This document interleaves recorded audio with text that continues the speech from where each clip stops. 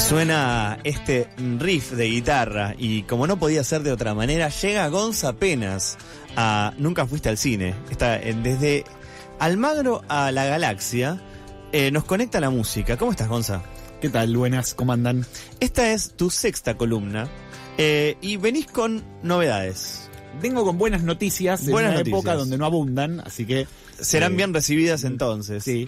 La primera es que el sábado 31 de mayo, es decir, el sábado que viene, no el otro. Claro, dentro de 2 semanas. Dentro de 2 semanas, en el Cinearte Cacodelfia a las 21 se estrena de manera oficial Una noche en Palladium de Francisco Novick. De la que hablaste cuando te referías a El Bafisi pasado. Exactamente, hablamos muy bien en la columna pasada de esta película. Recomendamos que vayan los oyentes a copar el Cinearte Cacodelfia. Es una función especial, no es que va a quedar en cartel. Por ahora sí. Entonces hay que aprovecharla. Hay que aprovecharla. En el Bafisi agotó las 3 funciones. Yo fui a la primera, estaba realmente copado el Gomont. Así que yo recomiendo que vayan porque después estas películas por ahí se pasan espaciadamente. Es conveniente que si tienen ganas de verla, vayan el sábado a Cacodelfia, la ven en pantalla grande y de paso después nos comentan qué les pareció. A mí me gustó mucho, lo dije en la última columna, así que la recomiendo. Actualizo, ya se puede comprar entradas en la página y agregaron una función para el 7 de junio. O sea, no se duerman porque si cuando pasa esto es que se va a llenar. Sí, eso fue ahora. Así que en este instante, en tiempo real, así corre la información. ¿Y la segunda? Y la segunda también tiene que ver con tiempo real, porque casi que de boca en boca, bien punk rocker, nos enteramos que se estrenó el documental de Cadena Perpetua en Obras 2024, un show por los 34 años de Cadena Perpetua del año pasado, en la celebración de los 35. Que va a ser 35 del recital o de la banda. De la banda. No, el recital fue el año pasado. No, claro. La banda cumple 35 años, lo va a estar celebrando dentro de 2 semanas. Claro, 35 años de una obra, no puede ser. No, claro. Yo, de 35 años de una obra se Luca casi. No, claro. No, Cadena Perpetua aparte recordemos que se funda en el 90, cuando empezó el segundo estallido punk. Tocaron en obras con los Ramones, tocaron en obras con Violadores. Hicieron 3 obras solos, 2007, 2022, 2024. Del 2007 hay un DVD y del 2024 nos enteramos el otro día que hay un documental. Excelente. Y que lo estrenaron de boca en boca en Group el jueves pasado. Mira. Así que pronto va a ser parte de esta columna. Y sí. Porque bueno, para todos los que me conocen, saben que Cadena Perpetua es una de mis bandas preferidas de la historia del rock nacional. No te voy a comprometer para preguntarte quiénes son las que integran el podio, así que vamos a hablar específicamente de cuál es el tema de la jornada de hoy. Antes hay una noticia más chiquitita. Sí. En la Rolling Stone sacaron los 5 mejores documentales de la historia. Como todo podio, como todo top 5. Sí, Rolling Stone Argentina. 10. Sí, Argentina, que me parece que la trajo de la internacional, la nota. Como todo top, algo, 3, 5, 10, trae polémicas. Si quieren saber cuáles son, qué opino de Elias, o por qué están, sigan mi newsletter de documentales. Ah, mira, me metiste el chivardo. Te metí un chivo. Entró The Goat a la conversación. Te metí un chivo. Muy bien. En Substack, ahí está gonzapenas.substack.com, el newsletter de documentales que tienen todas las columnas pasadas y algunas perlitas que quedan afuera. Si te perdiste algo, si esta es la primera vez que estás escuchando la maravillosa voz de Gonza Penas, podés ir a gonzapenas.substack.com, que está parte del multiverso de Nunca Fuiste al Cine, en este caso con la versión de documentales. Y el tema de la jornada. El tema de la jornada es el nuevo documental de Tom Petty. Bueno, nuevo. Esa es el primer disparador. Nuevo. Arrancamos así. ¿Nuevo documental de Tom Petty? ¿Nuevo? ¿Cómo nuevo? Bueno, en realidad Heartbreakers Beach Party de Cameron Crowe es un documental de 1983. Claro. Pero se subió ahora a la plataforma Paramount Plus. Para quien no ubique a Cameron Crowe, es el director de Casi Famosos. Es una director de una película muy emblemática, vinculada a la música. Total, bueno, es su historia como periodista. No sé si alguien la vio. Bueno, un chico periodista de rock. Trabaja para la Rolling Stone, tienen que entrevistar a la banda del momento, la persigue por todos lados. Si uno se fija en su filmografía... Es un peliculón. Es un peliculón, yo la amo. Sí. No solamente te tiene que gustar el rock para que te guste esa película. No, para nada. Amo esa película. Si uno se fija en la filmografía de Cameron Crowe, ve que la primera película es Digan lo que quieran, con un jovencísimo John Cusack, que es del año 89. Uy, qué bien que me cae John Cusack. La cantidad de peliculones que tiene. Lo amo. Bueno, sí, Alta Fidelidad, por ejemplo. Esta primera película... Perdón, John Cusack tiene un film que grabó en la costa argentina. Datos de Rodrigo Ferreiro se incorpora a la conversación y trae datos que no conocíamos. Yo no lo conocía, perfecto. Sí. Decías Cameron Crowe. Si uno se fija en su filmografía, no aparece esta película como director. ¿Qué pasó entonces con Heartbreakers Beach Party? En realidad cuenta la leyenda que lo hizo para la MTV. La MTV en uno de sus primeros años al aire lo publica y dice, che, esto no lo va a entender nadie, esto dura mucho, es una entrevista larga, vamos a cajonearla. La cajonearon y quedó cajoneada. No. Hace 40 años que había estado cajoneada. O sea, ahora, no es que la pasaron y no se volvió a pasar. Nunca la pasaron. La pasaron una sola vez.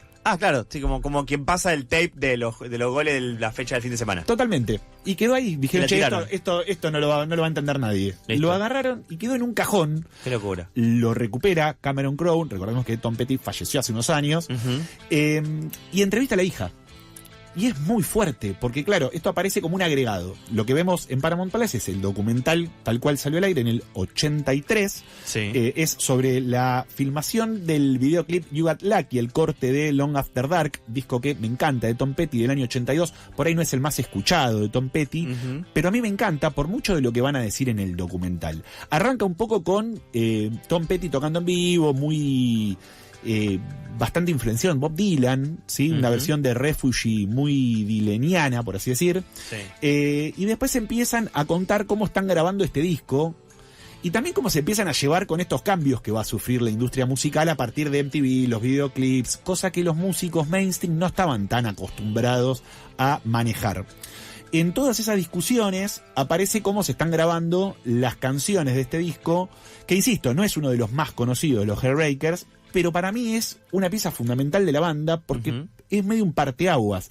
Antes es una banda bien rock and rollera y después empieza a abrazar algo de la oscuridad que se empieza a ver en este disco y que Tom Petty no abandona en toda su carrera después. Hay una versión en vivo muy linda de Refugee, por ejemplo. Está cómo se graba Damn the Torpedoes, uno de los discos más emblemáticos de los Heartbreakers. Hay charlas con Cameron Crowe que están buenísimas sentadas en el piso y le están mostrando como recortes de revistas, le cuenta dónde se publicó una cosa, dónde se publicó la otra. Es especial para melómanos esta parte del documental, pero después, claro, se meten en lo que es la filmación del videoclip You Got Lucky, el corte del disco, muy futurista, medio en una ruta desértica, por así decir, y cómo empieza a cambiar la historia a través de los videoclips, esta cuestión de tener que... 83 es muy temprano para la historia de los videoclips, no es como... Sí.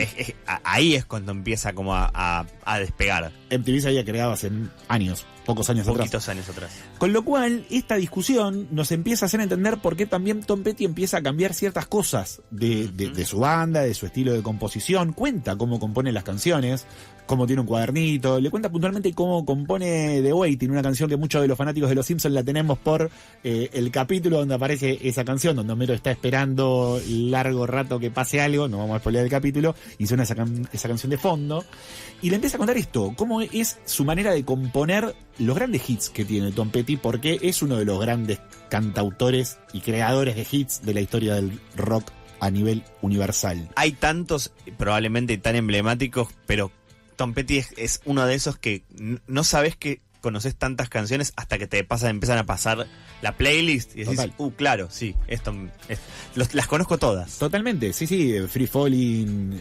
Refugee, Mary Jane Last Dance, digo, hay un montón de canciones de Tom Petty emblemáticas. Full Aspen, ¿no? Sí, Full Aspen. Para nuestra generación es como música de Aspen. Sí, en realidad Tom Petty se hace conocido a fines de los 70, principios de los 80, que es la música que suele pasar Aspen. Exacto. Con lo cual todo su repertorio suele sonar en esa radio.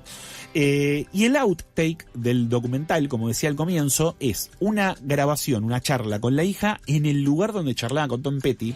Y es muy fuerte porque la hija dice, yo no entendía... Recrean el mismo lugar, o sea, van al mismo lugar y en vez de que hablar con Tom Petty, hablan con la hija de Tom Petty. Exactamente, que cuenta esto. Yo no entendía mucho este disco, pero a la larga, si hoy lo escucho con el diario del lunes, hay un antes y un después de este disco en la manera de componer y en la manera en la que suena la banda.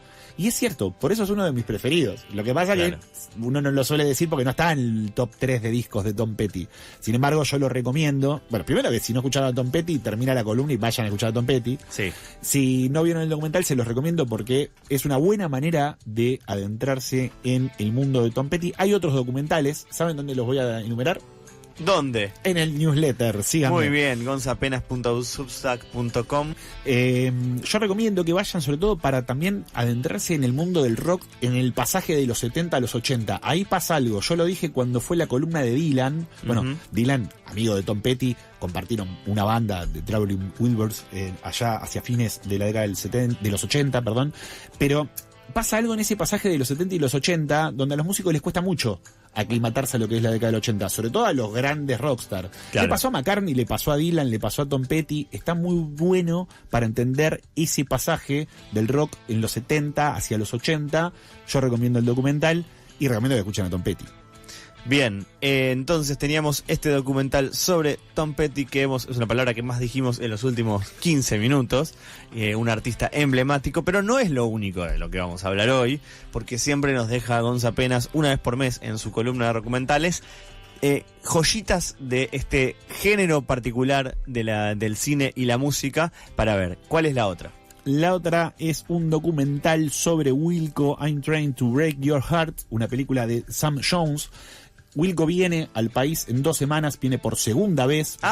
Vino por primera vez en el año 2016. Ahora viene a tocar en el Art Media, a presentar su disco Cousin, que salió en el año 2023, y a celebrar los 20 años de A Ghost Is Born. Una banda que está activa. Una banda que está activa y una banda que tiene ya más de 30 años de trayectoria y varios discos muy conocidos en el ambiente alternativo. Uno es el que acabo de nombrar, A Ghost Is Born. También los anteriores, Yankee Hotel Foxtrot, por ejemplo, que es el disco que graban en este documental. De hecho, el disco arranca con el título que da nombre al documental, I'm Trying to Break Your Heart, y arranca con una versión acústica de este temazo, porque es uno de mis temas preferidos de la banda, que es muy lindo, y eso a mí me copa mucho en los documentales, poder ver en la grabación del disco otras versiones que no son las que quedan en el disco, o porque las están empezando a componer, o porque las graban acústicas para hacerle entender a los otros músicos lo que tienen que grabar. A mí esas cosas me interesan mucho de los documentales de música, y acá aparecen varias. Aparece también Camera, por ejemplo, que es el segundo tema del disco, en una versión muy eléctrica, que después no quedó tan eléctrica, o sea, al revés de lo que pasa con la primera. Se ve un poco la cocina de esas canciones. Totalmente. Todo con un fondo blanco y negro muy intimista. Parece un documental de Jim Jarmusch, por ejemplo, en ese sentido, ¿no? Como decíamos, el disco Yankee Hotel Foxtrot salió en el año 2002, y lo interesante del documental, yo creo que es por eso que el documental también es tan importante para entender a la banda, es porque narra 2 momentos emblemáticos. Uno es la pelea con Jay Bennett. ¿Quién es Jay Bennett? ¿Quién es? Es un multiinstrumentista que grabó varios instrumentos en estudio con Wilco, fue clave para los primeros discos de la banda, y se estaba empezando a hartar de el choque o la tensión que tenía con Jeff, el líder de la banda, Wilco. Bueno, está todo excelentemente documentado. Cuando decimos que algo nos parece importante en un documental para la historia o de la banda o de la música o de lo que estamos hablando, nos estamos refiriendo a esto, algo que va a quedar o que va a ser mella en la banda, en la historia o del rock o de la música o de ese periodo, como es esta pelea con Jay Bennett, que después se termina yendo de la banda. Se ven discusiones que no se entienden por qué son. No se sabe si son artísticas, de composición, o simplemente entre 2 personas con mucho ego que estaban hinchadas. En un momento Jeff termina vomitando y eso se ve, la cámara lo persigue, porque Jeff le dice, no entiendo qué me estás diciendo. Se para y se va, y se está yendo a correr al baño a vomitar. Y todo eso está documentado, y uno entiende ahora después, con razón terminó todo mal. ¿Por qué se fue este músico? Cuenta la leyenda que lo echaron. Él dice que se fue por motus propia. Este músico después termina falleciendo pocos años después por una complicación con el fentanilo. No se sabe si una intoxicación o una sobredosis.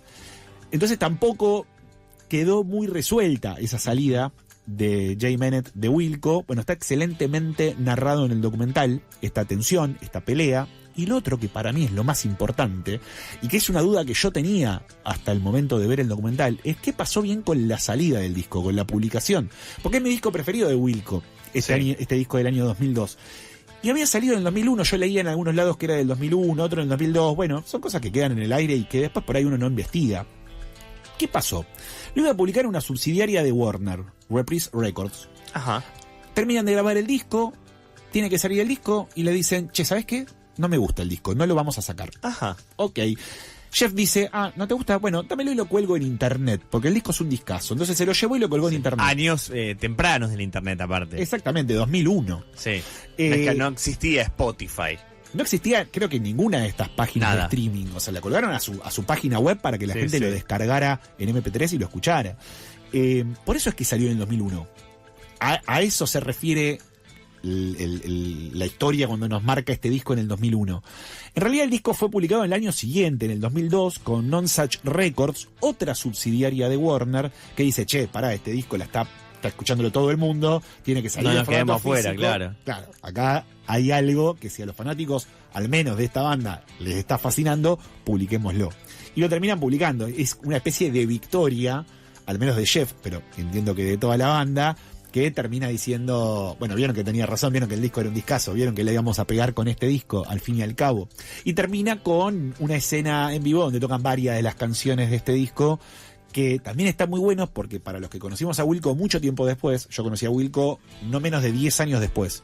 Entonces, conocer esa parte de la banda con ellos muy jóvenes, que hoy ya no tienen nada que ver los que aparecen en ese documental. Con los que vas a ir a ver si te vas en estos días cuando vengan. Totalmente, yo ya tengo la entrada y yo ya sé que me voy a encontrar porque, por ejemplo, los vi hace muy poquito tocando en KXP, los vi tocando en varios documentales que no son documentales, sino de los que solamente suben el recital, los que dijimos en la primera columna que no entrarían en esta columna, pero bueno, yo los vengo viendo tocar en vivo y no tienen nada que ver con los que se ven en el documental. Son muy jóvenes, claro, pasaron más de 20 años. Bueno, algo de lo que también tiene de maravillosa esta columna es que nos echa luz sobre cosas que quizás no conocemos. Yo, por ejemplo, nunca escuché a Wilco, a diferencia de Tom Petty, así que me voy con tarea para conocer un poco más. Hoy Gonza apenas nos habló de Tom Petty, Heartbreakers Beach Party de Cameron Crowe, y también de I Am Trying to Break Your Heart, una película sobre Wilco de Sam Jones, y todo esto y mucho más luego lo van a poder encontrar en el canal de YouTube de nuestro programa y en el blog de Gonza, que es gonzapenas.substack.com. Gracias, Gonza, por venir y por seguir haciendo grande las orejas de Nunca Fuiste al Cine. Por favor, un placer.